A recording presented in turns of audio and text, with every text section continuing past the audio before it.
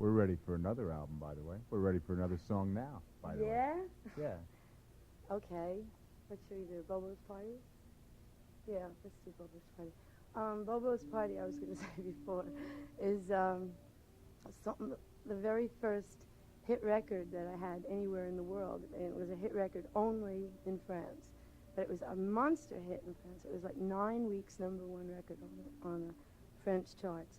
And Is this like before the Buddha Records days? this was the first album I did on Buddha Records. And the only record they were playing on FM radio in New York was Beautiful People. That was the only thing. Roscoe on WNEW FM was playing Beautiful People. And I remember. yes, and with the release of that album, there was a song called Bobo's Party on that album. And they sent that album to France just to see what the reaction would be in France. And they picked up on that as a single, and it became #1 for 9 weeks. And then I got called over to do a concert when I was totally, except for a small group of people in New York, unknown anywhere in the world. And I got off a plane in Paris, and there was a group of people holding Melanie banners, and I thought, oh, this couldn't be, you know, this is impossible. I was like a star somewhere in the world, and Must I have was seemed totally somewhat- unprepared for it. And Must have seemed like a dream. yeah, it was a dream. But so I did a concert tour in Paris. That was the first time I ever performed.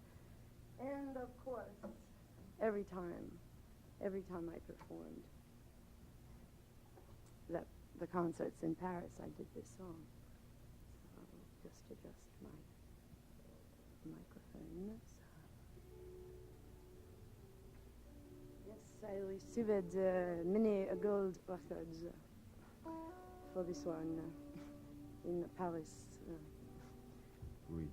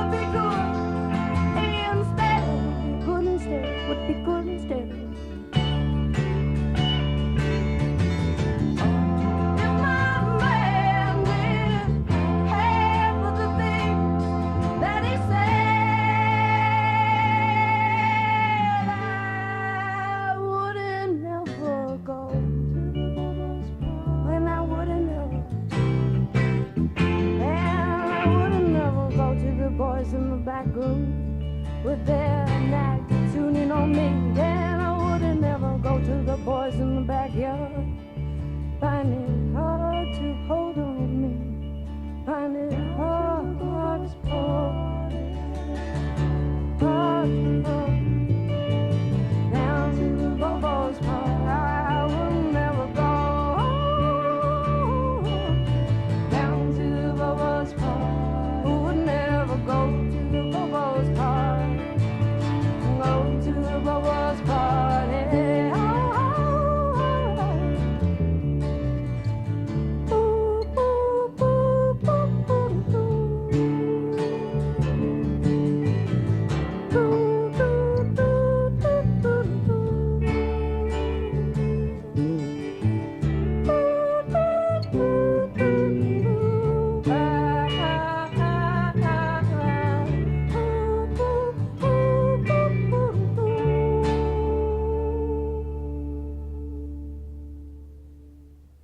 Excellent.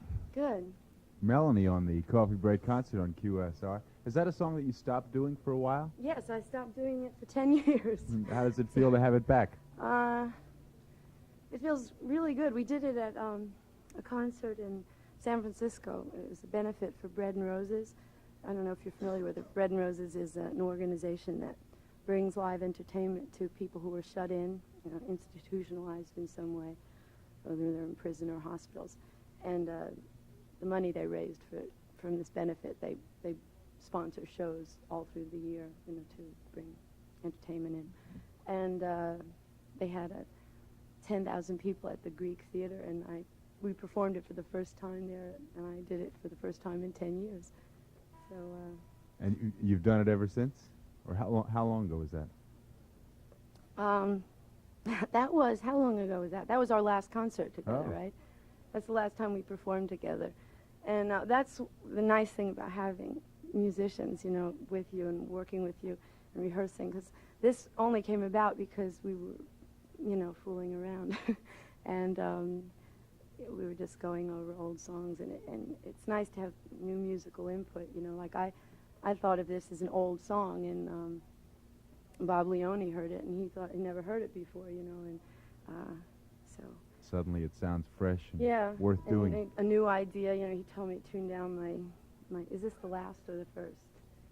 Last string. He told me to tune down my last string, and we got a new chord, and it all of a sudden sounded alive and good again, So we did that.